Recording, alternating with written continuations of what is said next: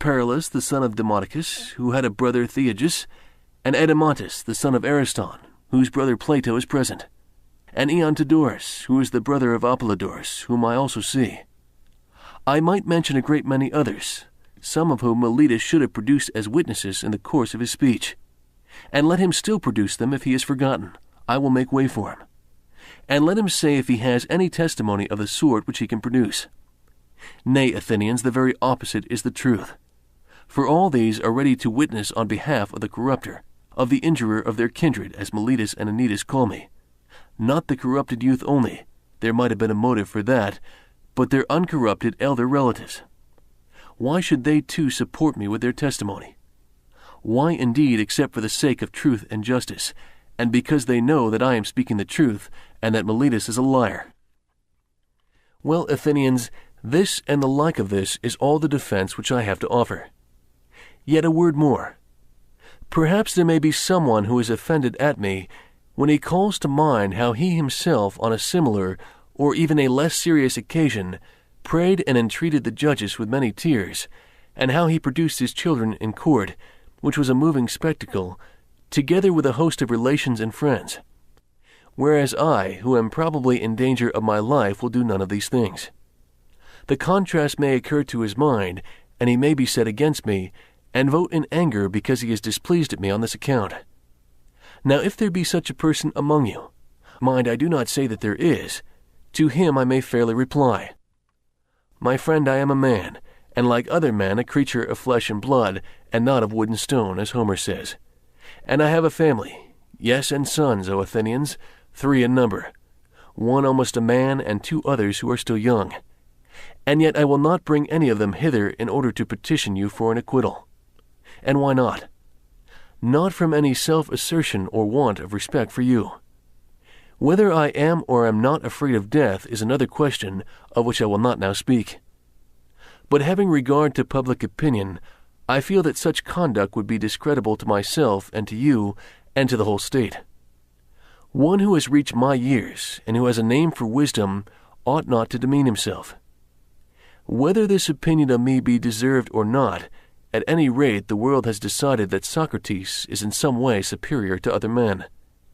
And if those among you who are said to be superior in wisdom and courage, and any other in virtue, demean themselves in this way, how shameful is their conduct! I have seen men of reputation, when they have been condemned, behaving in the strangest manner. They seemed to fancy that they were going to suffer something dreadful if they died, and that they could be immortal if you only allowed them to live. And I think that such are a dishonor to the state, and that any stranger coming in would have said of them that the most eminent men of Athens, to whom the Athenians themselves give honor and command, are no better than women. And I say that these things ought not to be done by those of us who have a reputation. And if they are done, you ought not to permit them. You ought rather to show that you are far more disposed to condemn the man who gets up a doleful scene and makes the city ridiculous than him who holds his peace. But setting aside the question of public opinion, there seems to be something wrong in asking a favor of a judge, and thus procuring an acquittal instead of informing and convincing him. For his duty is not to make a present of justice, but to give judgment. And he has sworn that he will judge according to the laws, and not according to his own good pleasure. And we ought not to encourage you, nor should you allow yourself to be encouraged in this habit of perjury. There can be no piety in that. Do not then require me to do what I consider dishonorable and impious and wrong, especially now when I am being tried for impiety on the indictment of Meletus. For if, O men of Athens, by force of persuasion and entreaty I could overpower your oaths, then I should be teaching you to believe that there are no gods, and in defending should simply convict myself of the charge of not believing in them. But that is not so, far otherwise. I do believe that there are gods, and in a sense higher than that in which any of my accusers believe in them. And to you and to God I commit my cause, to be determined by you as is best for you and me. At this point in the trial, the vote was taken. Socrates was found guilty and given a chance to speak before sentencing. There are many reasons why I am not grieved, O men of Athens, at the vote of condemnation. I expected it, and am only surprised that the votes are so nearly equal. for I had thought that the majority against me would have been far larger. But now, had 30 votes gone over to the other side, I should have been acquitted. And I may say I think that I have escaped Miletus. I may say more. For without the assistance of Anytus and Lycon, anyone may see that he would not have had a fifth part of the votes as the law requires, in which case he would have incurred a fine of 1,000 drachma. And so he proposes death as the penalty. And what shall I propose on my own part, O men of Athens? Clearly that which is my due. And what is my due? What return shall be made to the man who has never had the wit to be idle during his whole life, but has been careless of what the many care for, wealth and family interest, and military offices, and speaking in the assembly and magistrates, and plots and parties? Reflecting that I was really too honest a man to be a politician and live, I did not go where I could do no good to you or to myself, but where I could do the greatest good privately to every one of you. Thither I went, and sought to persuade every man among you that he must look to himself, and seek virtue and wisdom before he looks to his private interests, and look to the state before he looks to the interest of the state, and that this should be the order which he observes in all his actions. What shall be done to such a one? Doubtless some good thing, O men of Athens, if he has his reward, and the good should be of a kind suitable to him. What would be a reward suitable to a poor man who is your benefactor, and who desires leisure that he may instruct you? There can be no reward so fitting as maintenance in the Prytaneum, O men of Athens, a reward which he deserves far more than the citizens who has won the prize in Olympia in the horse or chariot race, whether the chariots were drawn by 2 horses or by many. For I am in want, and he has enough, and he only gives you the appearance of happiness, and I give you the reality. And if I am to estimate the penalty fairly, I should say that maintenance in the Prytaneum is the just return. Perhaps you think that I am braving you in what I am saying now, as in what I said before about the tears and prayers, but this is not so. I speak rather because I am convinced that I never intentionally wronged anyone, although I cannot convince you. The time has been too short. If there were a law at Athens, as there is in other cities, that a capital cause should not be decided in one day, then I believe that I should have convinced you. But I cannot in a moment refute great slanders, and as I am convinced that I never wronged another, I will assuredly not wrong myself. I will not say of myself that I deserve an evil or propose any penalty. Why should I? Because I am afraid of the penalty of death which Miletus proposes? When I do not know whether death is a good or an evil, why should I propose a penalty which would certainly be an evil? Shall I say imprisonment?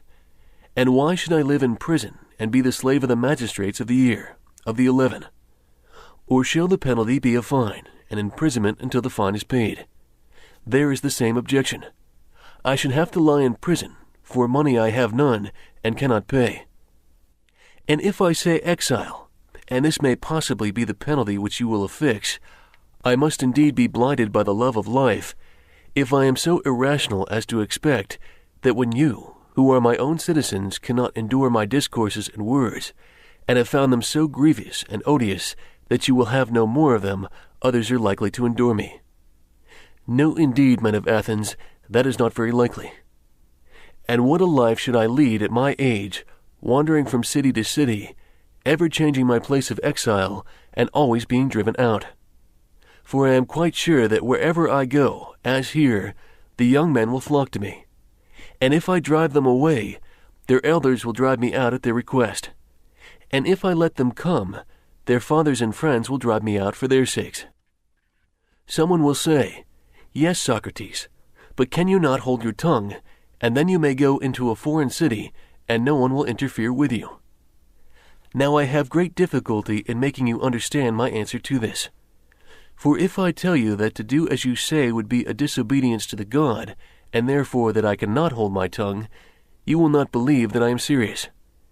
And if I say again that daily to discourse about virtue, and of those other things about which you hear me examining myself and others, is the greatest good of man, and that the unexamined life is not worth living, you are still less likely to believe me. Yet I say what is true, although a thing of which it is hard for me to persuade you. Also, I have never been accustomed to think that I deserve to suffer any harm. Had I money, I might have estimated the offense at what I was able to pay, and not have been much the worse. But I have none, and therefore I must ask you to proportion the fine to my means. Well, perhaps I could afford a mina, and therefore I propose that penalty. Plato, Crito, Critobulus, and Apollodorus, my friends here, bid me say 30 minae, and they will be the sureties. Let 30 minae be the penalty, for which sum they will be ample security to you. Once again a vote is taken. Socrates is condemned to die. Not much time will be gained, O Athenians, in return for the evil name which you will get from the detractors of the city, who will say that you killed Socrates, a wise man. For they will call me wise, even though I am not wise, when they want to reproach you. If you had waited a little while, your desire would have been fulfilled in the course of nature. For I am far advanced in years, as you may perceive, and not far from death. I am speaking now not to all of you, but only to those who have condemned me to death. And I have another thing to say to them. You think that I was convicted because I had no words of the sort which would have procured my acquittal. I mean, if I had thought fit to leave nothing undone or unsaid. Not so. The deficiency which led to my conviction was not of words, certainly not.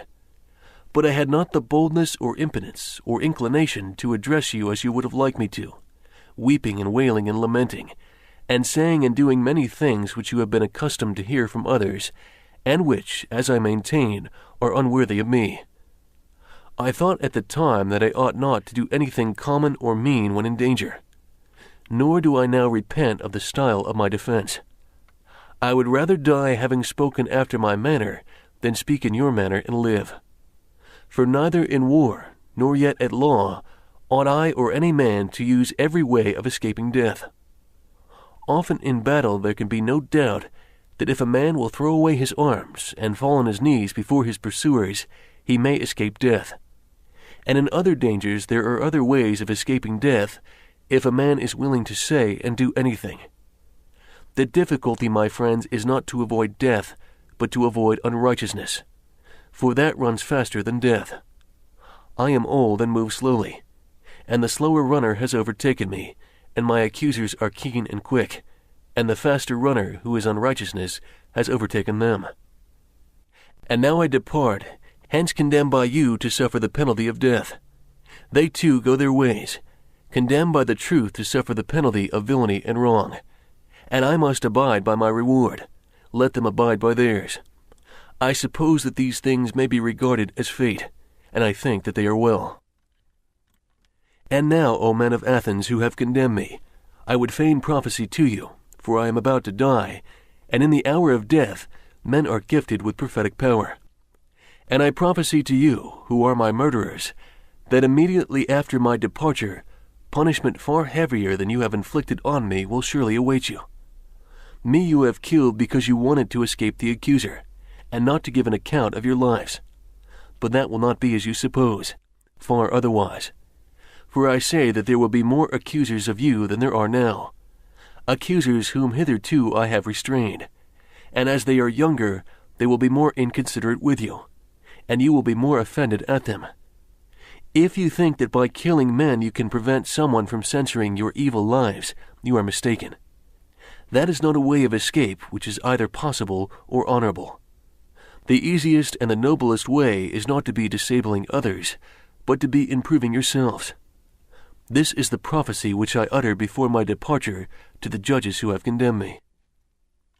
Friends who have acquitted me, I would like also to talk with you about the thing which has come to pass while the magistrates are busy, and of this is all the defense which I have to offer.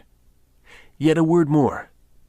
Perhaps there may be someone who is offended at me when he calls to mind how he himself on a similar or even a less serious occasion prayed and entreated the judges with many tears, and how he produced his children in court, which was a moving spectacle, together with a host of relations and friends. Whereas I, who am probably in danger of my life, will do none of these things. Paralus, the son of Demodocus, who had a brother Theagus, and Edemontus, the son of Ariston, whose brother Plato is present. and Eontodorus, who is the brother of Apollodorus, whom I also see. I might mention a great many others, some of whom Meletus should have produced as witnesses in the course of his speech. And let him still produce them if he is forgotten. I will make way for him. And let him say if he has any testimony of the sort which he can produce. Nay, Athenians, the very opposite is the truth. For all these are ready to witness on behalf of the corrupter, of the injurer of their kindred, as Meletus and Anytus call me. Not the corrupted youth only, there might have been a motive for that, but their uncorrupted elder relatives. Why should they too support me with their testimony? Why indeed, except for the sake of truth and justice, and because they know that I am speaking the truth, and that Meletus is a liar? Well, Athenians, this and the like, the contrast may occur to his mind, and he may be set against me, and vote in anger because he is displeased at me on this account. Now if there be such a person among you, mind, I do not say that there is, to him I may fairly reply, My friend, I am a man, and like other men a creature of flesh and blood, and not of wood and stone, as Homer says. And I have a family, yes, and sons, O Athenians, 3 in number, one almost a man, and 2 others who are still young. And yet I will not bring any of them hither in order to petition you for an acquittal. And why not? Not from any self-assertion or want of respect for you. Whether I am or am not afraid of death is another question, of which I will not now speak. But having regard to public opinion, I feel that such conduct would be discreditable to myself and to you and to the whole state. One who has reached my years, and who has a name for wisdom,